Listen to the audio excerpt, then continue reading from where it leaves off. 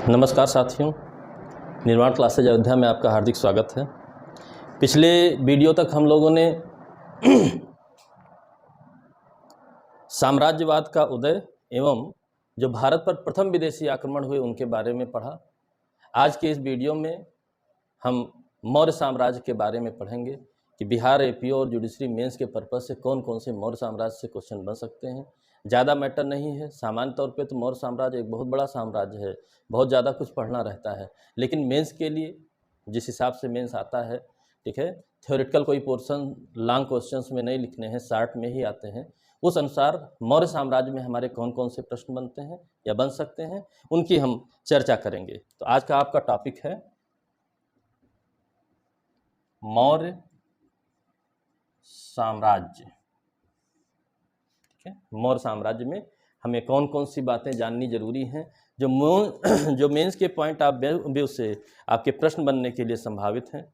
इसमें जो प्रमुख राजा हुए या मौर्य साम्राज्य की जो स्थापना की वो चंद्रगुप्त मौर्य ने की।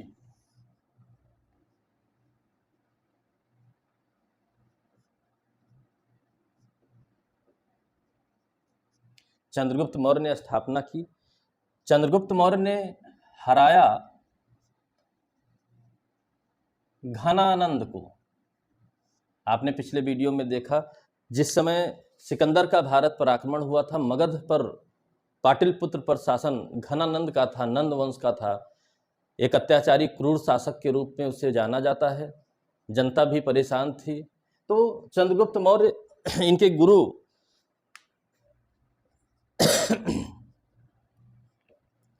आचार्य चाणक्य की सहायता से इन्होंने घनानंद को पराजित किया। घनानंद को पराजित करने के साथ ही पाटलिपुत्र में मगध में एक बड़े साम्राज्य की स्थापना की, जिसको हम मौर्य साम्राज्य के रूप में जानते हैं।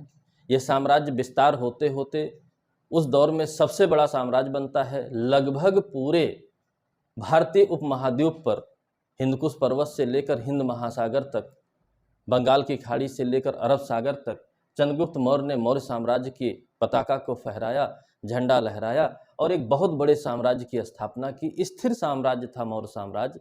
चंद्रगुप्त मौर्य से लेकर के अशोक तक बहुत स्थिर केंद्रीकृत शासन व्यवस्था थी, लेकिन केंद्रीकरण इस प्रकार नहीं था। केंद्रीकरण लोकहितवादी था, लोगों के हित में था। इसकी स्थापना होती है चंद्रगुप्त मौर्य द्वारा। चंद्रगुप्त मौर्य के समय दूसरा जो इनका एक इम्पॉर्टेंट क्वेश्चन बन सकता है वो है विवाह से जुड़ा हुआ। चंद्रगुप्त मौर्य का जो विवाह हुआ था वो सेल्यूकस निकेटर। सेल्यूकस निकेटर जो सिकंदर का एक क्षत्रप था, सिकंदर का एक सेनापति था, उसकी पुत्री से हुआ।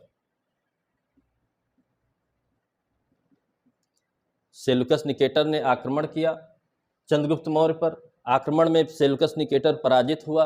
पराजित होने के बाद उसे एहसास हुआ कि एक मजबूत शासक है, मजबूत साम्राज्य खड़ा है, क्यों ना इससे वैवाहिक संबंधों की स्थापना करके हम भी सुरक्षित रहें, हमारी भी जो है डिग्निटी मेंटेन रहे।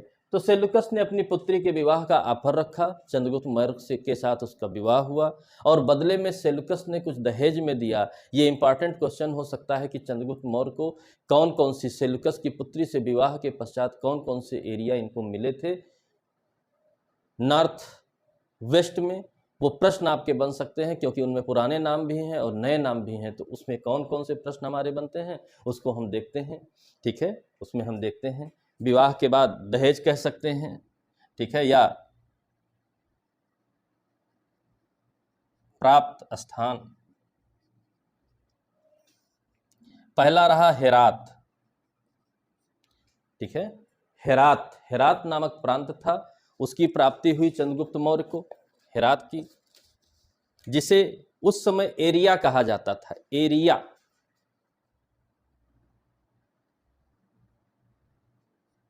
ठीक है, एरिया नाम से जाना जाता था। एरिया की प्राप्ति हुई, हेरात की प्राप्ति हुई। दूसरा था अराकोसिया।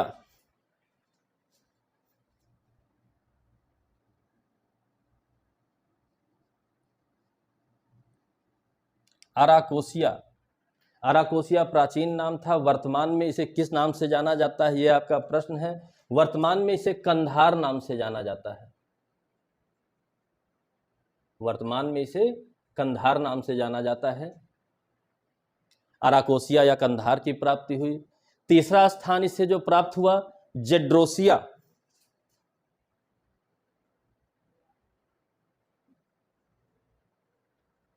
जेड्रोसिया की प्राप्ति हुई। जेड्रोसिया का जो दूसरा नाम है उसे मकरान क्षेत्र कहते हैं।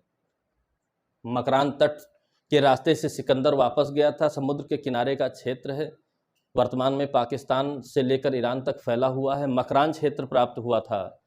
चौथा एरिया पेरोपंसियाई।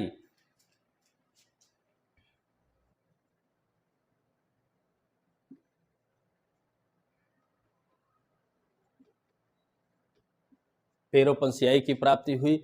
यह क्या है, वर्तमान में किस नाम से जाना जाता है, काबुल नाम से जाना जाता है। वर्तमान स्थिति में आप देखिए, हेरात, कंधार और काबुल ये तीनों अफगानिस्तान के क्षेत्र हैं। मकरान तट आपका पाकिस्तान में विस्तारित है। यह पूरा क्षेत्र सेल्यूकस निकेटर की पुत्री से विवाह करने के पश्चात चंद्रगुप्त मौर्य को प्राप्त हुआ।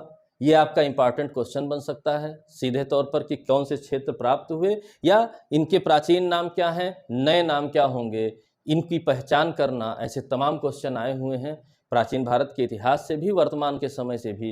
ये प्रश्न आपका बहुत इंपॉर्टेंट रहेगा। ठीक, इसके बाद अगला प्रश्न जो चंद्रगुप्त मौर्य से इंपॉर्टेंट बनता है वो ये बनता है कि चंद्रगुप्त मौर्य ने अपने अंतिम समय में जैन धर्म का अनुसरण करते हुए अपने प्राण को त्यागा था। यानी कि चंद्रगुप्त मौर्य राजकाज अपना सौंप के अपने पुत्र बिंदुसार को चले गए और इन्होंने क्या किया, इनकी मृत्यु किस प्रकार हुई, सल्लेखना पद्धति, जिसमें उपवास रखते हुए, भूखे पेट रह के, भूखे प्यासे रह करके अपने प्राण को त्यागा जाता है। सल्लेखना पद्धति से इन्होंने मृत्यु की। ठीक है, और स्थान क्या रहा मृत्यु का, स्थान क्या रहा, श्रावण बेलगोला, कर्नाटक। ठीक है, श्रावण बेलगोला कर्नाटक में एक स्थान है जहां पर इन्होंने अपने प्राण त्यागे। ठीक है, चंद्र पहाड़ियों पर। अब सल्लेखना पद्धति की बात की जाए तो सल्लेखना पद्धति जैन धर्म से जुड़ी हुई है। इसका मतलब चंद्रगुप्त मौर्य को जैन धर्म की दीक्षा किसने दी, जैन धर्म की दीक्षा किसने दी? उस समय के प्रमुख गुरु थे भद्रबाहु, जिनके नेतृत्व में दक्षिण में गए जैनियों को दक्षिण जैनी कहा गया था और दिगंबर के रूप में बताया गया था। आपने धर्म वाले वीडियो में देखा होगा, जैन धर्म बौद्ध धर्म का वीडियो आपका अपलोड हो चुका है, उसमें भद्रबाहु का परिचय आपको मिलेगा कि इनके अनुयायी जो इनके साथ दक्षिण भारत में चले गए थे वो दक्षिण जैनी कहलाए और साथ ही साथ ये नग्न अवस्था में रहते थे, इसलिए दिगंबर कहलाए। उन्हीं ने इनको दीक्षा दी थी और जैन धर्म अपनाकर चंद्रगुप्त मौर्य ने सल्लेखना पद्धति से अपने प्राणों को त्यागा था। यहां पर एक बहुत दो इंपॉर्टेंट क्वेश्चन बनते हैं। जब चंद्रगुप्त ने पूरे भारतीय उपमहाद्वीप को अपनी सेना से विजय किया तो एक विदेशी साहित्यकार हैं जस्टिन ने चंद्रगुप्त की सेना को क्या कहा था, डाकुओं का गिरोह। प्रश्न बहुत इंपॉर्टेंट है। डाकुओं का गिरोह किसकी सेना को कहा गया? चंद्रगुप्त की सेना को कहा गया। किसने कहा? जस्टिन ने कहा। यह आपका एक इंपॉर्टेंट क्वेश्चन आएगा। जस्टिन एक इतिहासकार थे प्राचीन समय में, उन्होंने डाकुओं का गिरोह कहा। दूसरा यहां पर इंपॉर्टेंट क्वेश्चन बनता है जिसके बारे में भी कहीं चर्चा हो चुकी है, सुदर्शन झील।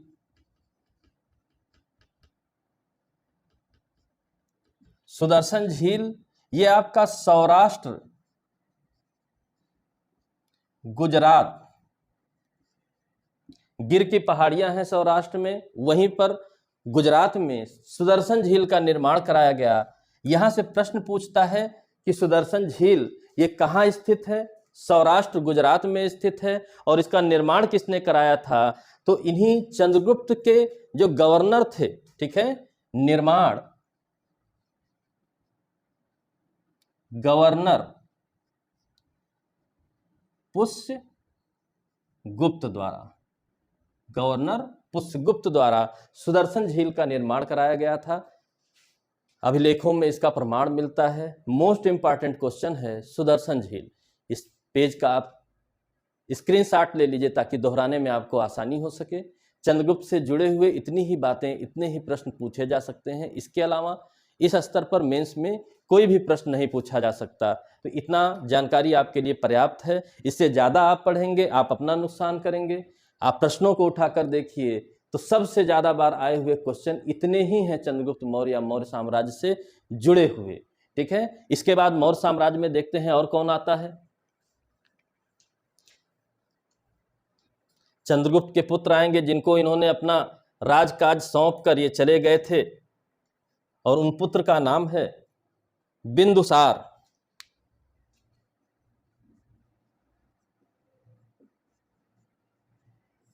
बिंदुसार अगले राजा बनते हैं। बिंदुसार से बहुत ज्यादा प्रश्न नहीं बनते हैं। इनका एक अन्य नाम था, वो प्रश्न पूछा जा सकता है कि ये किसका नाम है, इस नाम से कौन जाना जाता है? अमित्र घात या अमित्रो चेष्ट। किसका नाम है? बिंदुसार का नाम है। मौर्य शासक जो सेकंड मौर्य शासक रहे हैं उनका नाम है। अमित्रोचेष्ट भी कहा जाता है, अमित्रघात भी कहा जाता है, ठीक है। तो इस चीज को याद रखे रहिएगा, इस चीज को याद रखे रहिएगा। बिंदुसार का यह नाम है। दूसरा इनका जो इंपॉर्टेंट क्वेश्चन बनता है, इनके समय दो प्रमुख विदेशी राजदूत आए थे, यानी विदेशी राज्यों से भी उचित संबंध थे मौर्य साम्राज्य का। उससे जोड़ करके पूछा जाएगा कि यह राजदूत किस के समय कहां से आया था, यह राजदूत किसके समय कहां से आया था। मोस्ट इंपॉर्टेंट क्वेश्चन है। तो आप लिख लीजिए राजदूतों को। डायमेकस, राजदूत कौन आया? डायमेकस। और डायमेकस कहां से आया? सीरिया से आया, ठीक है। आजकल सीरिया चर्चित भी है, करंट से जोड़ करके भी पूछ सकता है। डायमेकस नाम का राजदूत बिंदुसार के समय मौर्य साम्राज्य में आया। कहां से आया? सीरिया से आया। दूसरा आता है डायनोसियस।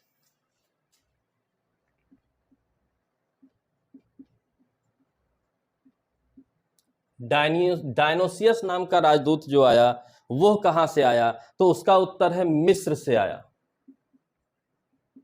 मिस्र देश से और सीरिया देश से दो राजदूत आए थे बिंदुसार के समय, डायमेकस और डायनोसियस। ये आपका मोस्ट इंपॉर्टेंट क्वेश्चन है, इसको जरूर याद रखिए रहिएगा, ठीक। जब राजदूत आया था सीरिया का तो उससे तीन चीजें मांगी थी बिंदुसार ने। मीठी मदिरा मांगी थी, दार्शनिक को मांगा था, और साथ ही साथ सूखी अंजीर को मांगा था। तो इनको मदिरा और अंजीर तो मिली, लेकिन दार्शनिक के नाम पर कहा गया था कि हम दार्शनिकों का विक्रय नहीं करते हैं, इसलिए दार्शनिक हम आपको नहीं दे सकते हैं। हालांकि ये प्रश्न यहाँ बनना उतना संभावित नहीं है, इसलिए उसमें उलझने की आवश्यकता नहीं है, ठीक है। इसके बाद अगले जो राजा आएंगे वो बिंदुसार के पुत्र थे। कहा जाता है, कुछ बौद्ध ग्रंथों में लिखा है कि 99 भाइयों की हत्या करने के बाद अशोक सम्राट बने थे, और अशोक ने मौर्य साम्राज्य को चरमोत्कर्ष पर पहुंचाया। अशोक बहुत इंपॉर्टेंट राजा हैं। अशोक महान के नाम से हम भारतीय इतिहास में जानते हैं। अशोक जैसा महान शासक होना पूरे विश्व में दुर्लभ है, ठीक है। अशोक ने जो जो कार्य किए, जिस प्रकार से किए, हर चीज अपने आप में सर्वोच्चता को प्रदर्शित करती है। लेकिन उसकी चर्चा जब मौर्य साम्राज्य हम अलग से पढ़ेंगे, डिटेल पूरा पढ़ेंगे, प्रीलिम्स, मेंस, इंटरव्यू, कहीं पर भी कुछ भी पूछ सकता है। तो क्या क्या हो सकता है, हर चीज हर दृष्टिकोण से जब पढ़ेंगे तब उसकी चर्चा होगी। वर्तमान में मौर्य साम्राज्य में जो हमें पढ़ना है बिहार जे और एपीओ के मेंस के दृष्टिकोण से, तो वो कौन से क्वेश्चन हैं। अशोक अपने भाइयों का वध करते हुए, जैसा कि कहा जाता है, राजा बनता है सम्राट अशोक।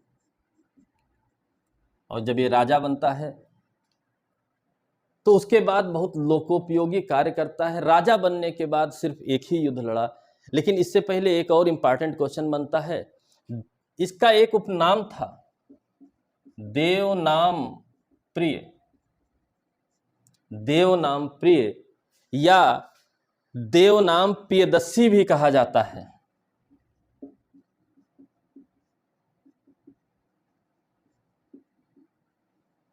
अशोक के अभिलेखों में अधिकांशतः यही नाम लिखा हुआ है, देवनाम प्रिय या देवनाम प्रियदर्शी, देवताओं का प्रिय है अशोक। उसकी बात को मानिए, बहुत अच्छी अच्छी बातें अभिलेखों में लिखी गई हैं। सामान्य तौर पर अभिलेख आपके प्रश्न नहीं बनेंगे यहाँ पर इस स्तर पर, तो इसलिए अभिलेख अभी पढ़ेंगे भी नहीं। अशोक ने राजा बनने के बाद 261 ईस्वी पूर्व में 261 ईस्वी पूर्व में, यह आपका इंपॉर्टेंट क्वेश्चन हो सकता है, कलिंग, जिसे आज उड़ीसा के नाम से जानते हैं, का युद्ध लड़ा। कलिंग का युद्ध लड़ा। कलिंग का युद्ध जब होता है तो इतना ज़्यादा नरसंहार हो जाता है कि युद्ध के मैदान में जब अशोक जाता है तो उसका मन द्रवित हो जाता है और वो बौद्ध धर्म की ओर मुड़ जाता है, अहिंसा के सिद्धांत को अपना लेता है। आप सोचिए अशोक महान क्यों थे कि अहिंसा अपनाने के बाद भी 31 वर्षों तक सफल शासन किया है। पूरे विश्व में ऐसा प्रमाण मिलना बहुत मुश्किल है, असंभव सा दिखता है कि कोई अहिंसावादी राजा 31 वर्षों तक इतने बड़े साम्राज्य पर शासन किया हो। लेकिन हमारे भारत में महान अशोक सम्राट अशोक जैसे राजा रहे हैं और आज भी ये माना जाता है कि हम ऐसे कुछ नेतृत्वकर्ता और हर चीज़ जो विश्व को सिखाते हैं उनमें आज भी हम बहुत ही अप टू डेट हैं। तो अशोक के ही वंशज हम लोग हैं। अशोक सम्राट अशोक जैसे महान राजा मिलना विश्व में असंभव है। इन्होंने कलिंग का युद्ध लड़ा, मन द्रवित हो गया, इन्होंने बौद्ध धर्म अपना लिया। इसके पश्चात इन्होंने क्या अपनाया? बौद्ध धर्म अपना लिया।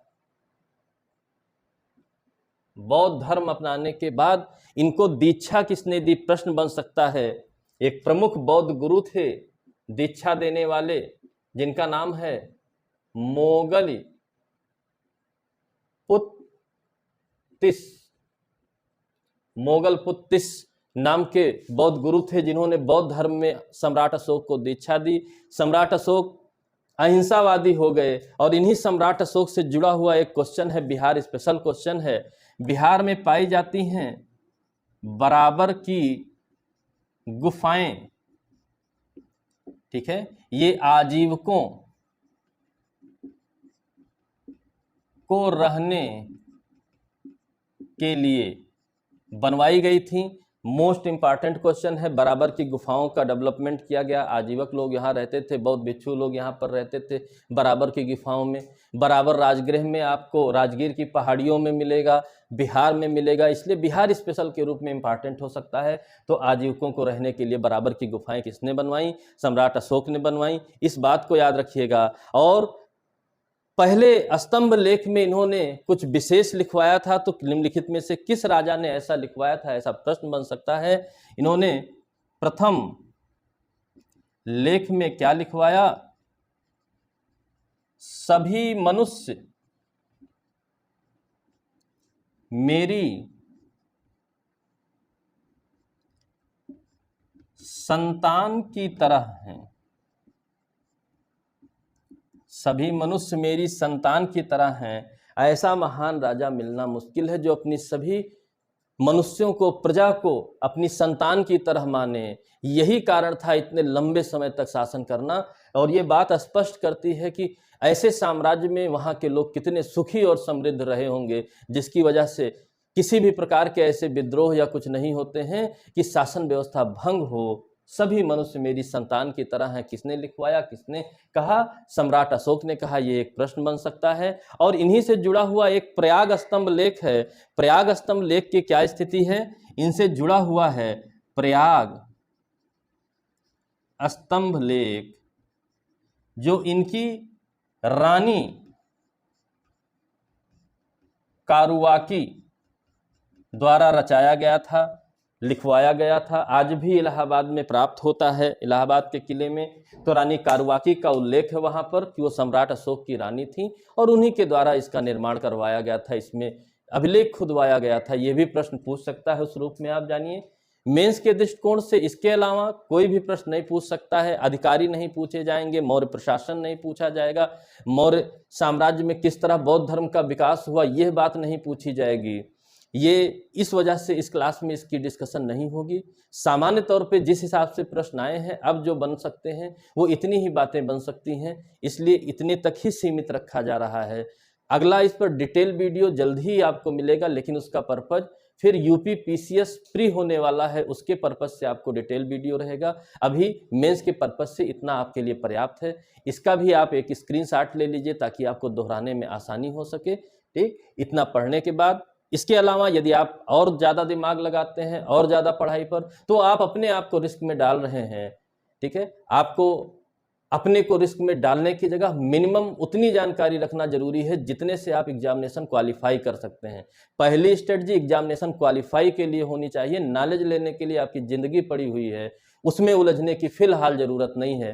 तो जो हमारे कई बच्चे भी वीडियो देख रहे हैं जिनको मेंस तत्काल लिखना है, उनके लिए भी, और जो लोग डायरेक्टली नहीं जुड़े हुए हैं उनके लिए भी सलाह यही है कि नॉलेज आप लेते रहिएगा। पहले एग्जामिनेशन को टारगेट कीजिए, डेट आपकी आ चुकी है, उसके अकॉर्डिंग अपने आप को मेंटेन कीजिए, इतना मैटर पर्याप्त है।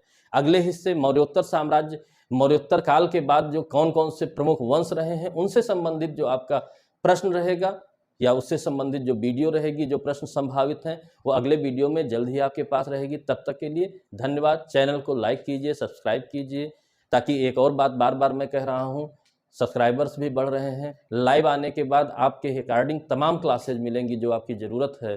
तो उसके लिए हमको मिनिमम क्राइटेरिया पर पहुँचाइए। जितना आप सहयोग करेंगे उतना हमारे लिए, आपके लिए बेनिफिशियरी रहेगा, उतना ही लाभ होने की संभावना रहेगी। इसी के साथ धन्यवाद। अगले वीडियो में मिलते हैं।